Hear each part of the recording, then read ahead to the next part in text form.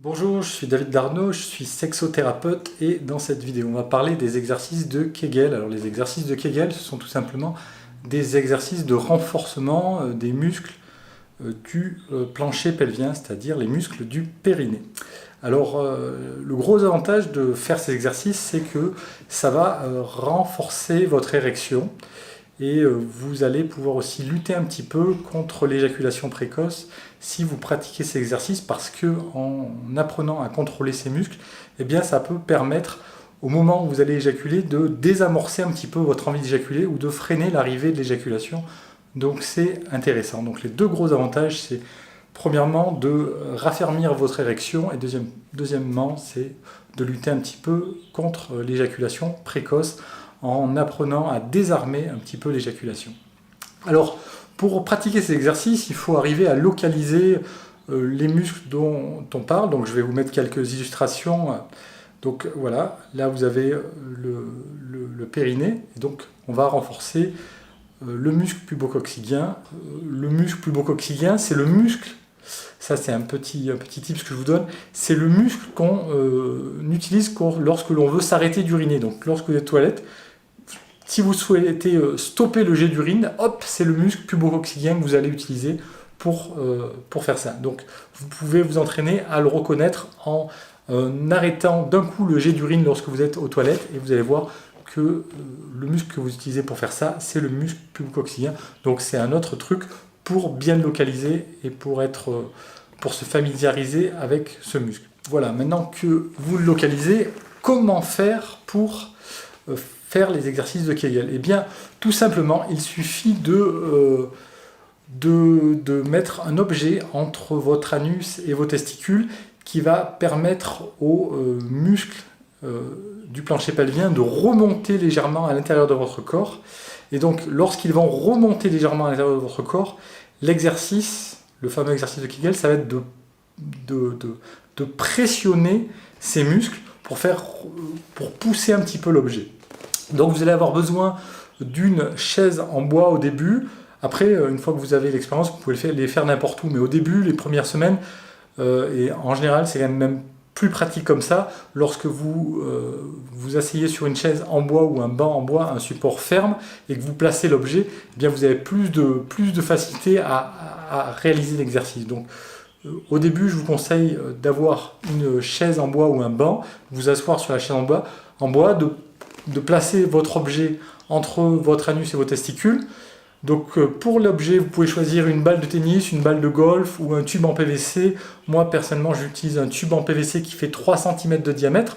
Pourquoi 3 cm? Parce que si ça faisait plus de 3 cm, ça rentrerait, ça soulèverait un petit peu trop mes muscles pubococcygiens, mon muscle pubococcygien se soulèverait un petit peu trop et ça serait un petit peu douloureux. Donc après, c'est à vous de trouver le confort, mais le confort est important. Donc personnellement, 3 cm, ça me correspond bien.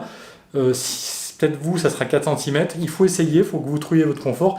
L'important, c'est que le muscle il soit légèrement soulevé et qu'ensuite vous puissiez pressionner sur ce muscle pour réaliser les exercices de musculation et de raffermissement.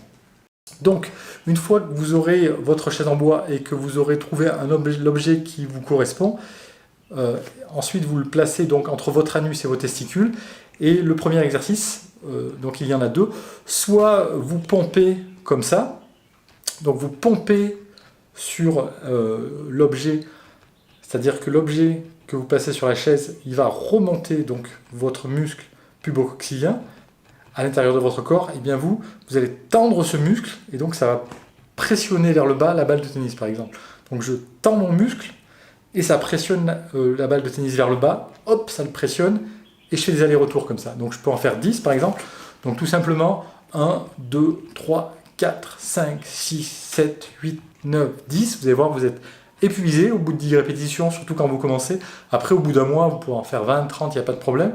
Mais au début, comme c'est des muscles qu'on n'a pas l'habitude de travailler, vous allez être très vite épuisé.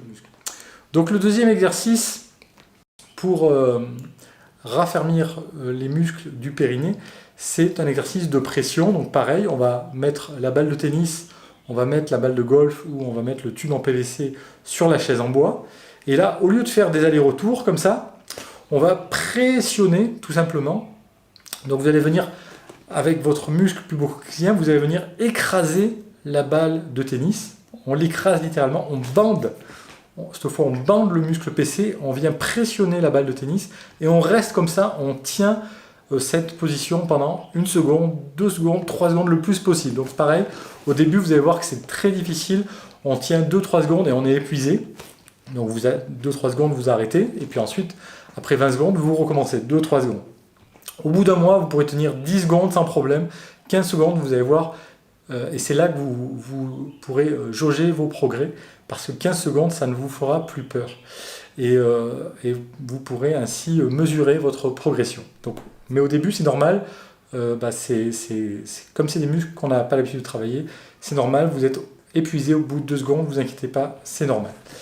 Alors, je ne l'ai pas précisé jusqu'à présent, mais il faut prendre des petites précautions lorsque vous allez commencer à pratiquer les exercices de Kegel.